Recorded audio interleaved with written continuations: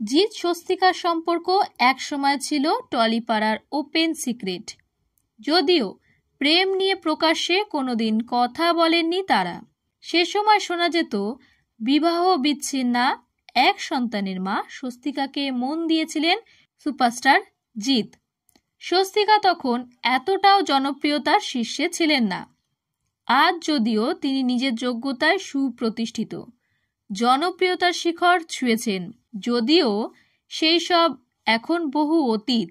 তবে গত বছর 30শে নভেম্বর সুপারস্টার জিতের জন্মদিনে প্রথম প্রেম নিয়ে প্রকাশ্যেই কথা বলেছিলেন স্বস্তিকা মুখোপাধ্যায়।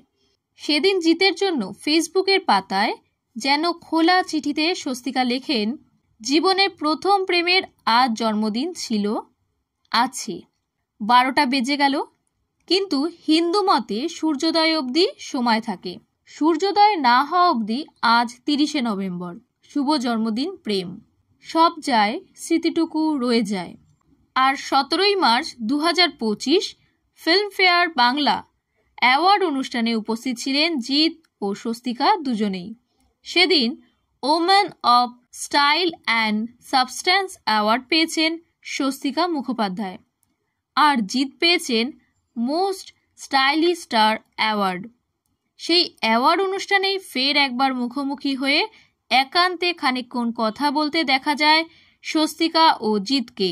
সেই মুহূর্তটি উঠে এসেছে ফিল্মফেয়ারের ইনস্টাগ্রামে।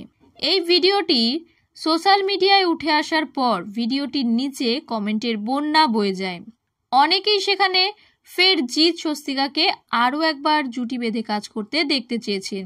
ঘটনাচক্রে সম্পর্ক ভাঙার পর আর একসঙ্গে কাজ করেননি জিৎ স্বস্তিকা।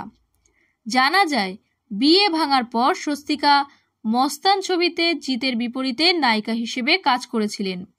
সেই ছবির সেটেই তাদের বন্ধুত্বে প্রেমের রং লাগে। এরপর টলিউডের পার্টি থেকে ছবির প্রিমিয়ার, সর্বত্র একসঙ্গে দুজনে। সেটা ছিল 2004 সাল। যদিও পরবর্তী সময়ে যে কোনো কারণেই হোক তাদের সেই প্রেম বেশি দূর এগোয়নি। তবে প্রেম না থাকলেও সেই সুন্দর সম্পর্ককে এখনও মনে রেখে দিয়েছেন স্বস্তিকা। আর তাই হয়তো গত বছর জিতের জন্মদিনে লিখেছিলেন, যত বয়স বাড়ছে তিক্ততা ভুলে ভালোবাসাটুকুই আগলে রেখে বেঁচে থাকার তাগিদ বাড়ছে।